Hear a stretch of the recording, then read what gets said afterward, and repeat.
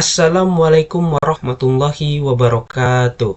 Perkenalkan, nama saya Roy Afriansa, NIM C1D1220013, mahasiswa Bisnis Digital angkatan 2022, Fakultas Ekonomi dan Bisnis Universitas Jambi.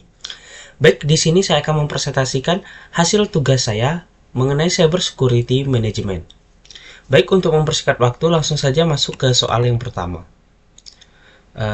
Baik, di soal yang pertama itu diminta sebutkan dan jelaskan beberapa faktor yang dapat menyebabkan terjadinya kejahatan cyber. Jadi, faktor-faktor yang menyebabkan terjadinya kejahatan cyber yang pertama ada akses internet yang tidak terbatas. Semakin mudah orang mengakses internet, semakin banyak pula peluang bagi mereka untuk melakukan kejahatan cyber. Hal ini karena internet menyediakan platform yang luas untuk melakukan berbagai aksi kriminal seperti penipuan, peretasan, dan penyebaran malware. Kedua, kelalaian pengguna. Pengguna internet yang lalai dalam menjaga keamanan cyber mereka, seperti menggunakan password yang mudah ditebak, tidak memasang antivirus, dan membuka situs web yang mencurigakan, lebih rentan menjadi korban kejahatan cyber. Yang ketiga, kurangnya edukasi. Banyak orang yang masih belum memahami dengan baik tentang bahaya kejahatan cyber dan bagaimana cara menjaganya. Hal ini membuat mereka lebih mudah menjadi korban. Dan yang keempat ada sistem keamanan yang lemah. Sistem keamanan yang lemah pada perangkat elektronik dan jaringan internet dapat menjadi celah bagi para pelaku kejahatan cyber untuk melakukan aksinya. Selanjutnya ada motivasi finansial. Keuntungan finansial merupakan salah satu motif utama pelaku kejahatan cyber. Mereka dapat melakukan pencurian data pribadi, peretasan rekening bank, atau menyebarkan ransomware untuk mendapatkan uang dari korbannya. Selanjutnya ada sensasi. Bagi beberapa orang, melakukan kejahatan cyber dapat memberikan sensasi dan kepuasan tersendiri. Mereka merasa tertantang untuk mengalahkan sistem keamanan dan mendapatkan pengakuan dari komunitas hacker.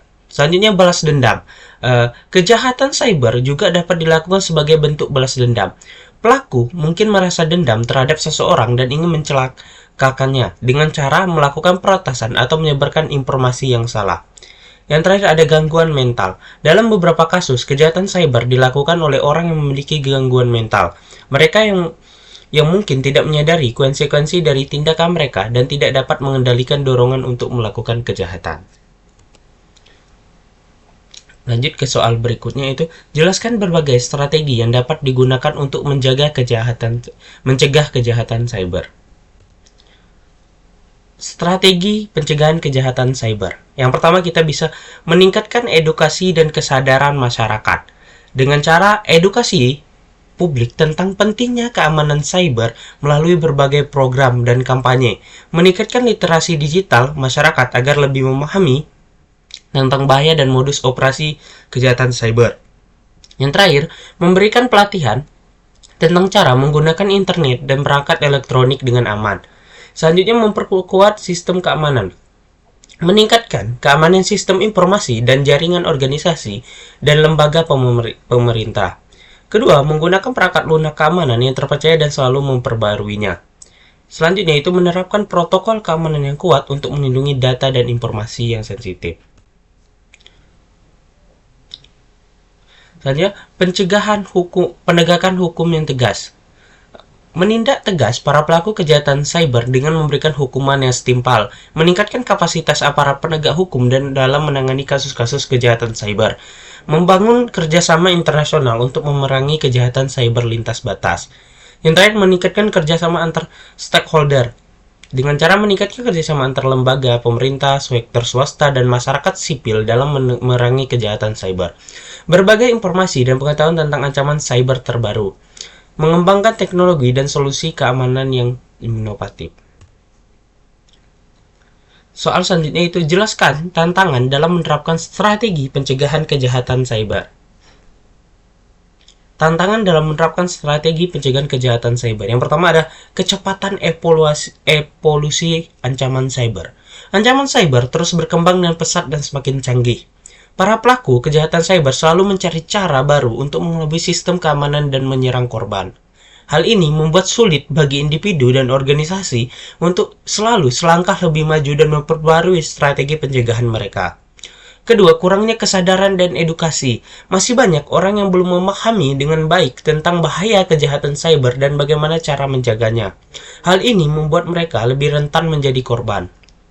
Ketiga, keterbatasan sumber daya. Menerapkan strategi pencegahan kejahatan cyber membutuhkan sumber daya yang signifikan, baik dari segi finansial, teknologi, maupun sumber daya manusia. Hal ini menjadi tantangan bagi banyak organisasi, terutama organisasi kecil dan menengah. Saja kurangnya kerjasama antar stakeholder. Memerangi kejahatan cyber membutuhkan kerjasama dari berbagai pihak, seperti sektor swasta, pemerintah, dan masyarakat sipil. Kurangnya keadaan dan kerjasama antar pihak dapat menghambat upaya pencegahan kejahatan cyber. Soalnya itu penegakan hukum yang rumit. Menindak pelaku kejahatan cyber bisa menjadi rumit karena sifatnya yang lintas batas dan kompleks. Selain itu, dibutuhkan bukti yang kuat untuk menjerat pelaku, dan proses hukumnya bisa memakan waktu yang lama. Selanjutnya itu privasi dan perlindungan data. Upaya pencegahan kejahatan cyber terkadang dapat menimbulkan kekhawatiran tentang privasi dan perlindungan data. Hal ini perlu dipertimbangkan dengan cermat agar tidak melanggar hak asasi manusia. Yang terakhir, ketidakmampuan mengikuti perkembangan teknologi. Perkembangan teknologi yang pesat terkadang membuat individu dan organisasi kesulitan untuk mengikuti dan memperbarui sistem keamanan mereka. Hal ini membuat mereka lebih rentan terhadap serangan cyber. Selanjutnya itu soal terakhir, berikan beberapa tips untuk melindungi diri dari kejahatan cyber. Tips melindungi diri dari kejahatan cyber. Di sini ada 10 tips yang saya masukkan. Yang pertama ada gunakan password yang kuat dan unik untuk setiap akun online. Kedua, aktifkan autentikasi 2 faktor atau 2FA untuk akun penting. 3. Berhati-hatilah saat mengklik tautan atau membuka lampiran email dari orang yang tidak dikenal. Keempat, jangan mengunduh file atau perangkat lunak dari sumber yang tidak percaya. Kelima, pasang perangkat lunak, antivirus, dan anti-malware yang ternama dan selalu perbarui definisi virusnya. Yang keenam, jaga agar perangkat lunak Anda selalu diperbarui. Yang ketujuh, berhati-hatilah saat berbelanja online. Dan yang kedelapan, jangan membagikan informasi pribadi Anda secara online. Dan yang kesembilan, waspada terhadap penipuan online. Dan yang terakhir itu laporkan kejahatan cyber kepada pihak yang berwenang. Mungkin itu saja yang bisa saya sampaikan. Lebih dan kurang saya mohon maaf. Saya akhiri. Wassalamualaikum warahmatullahi wabarakatuh.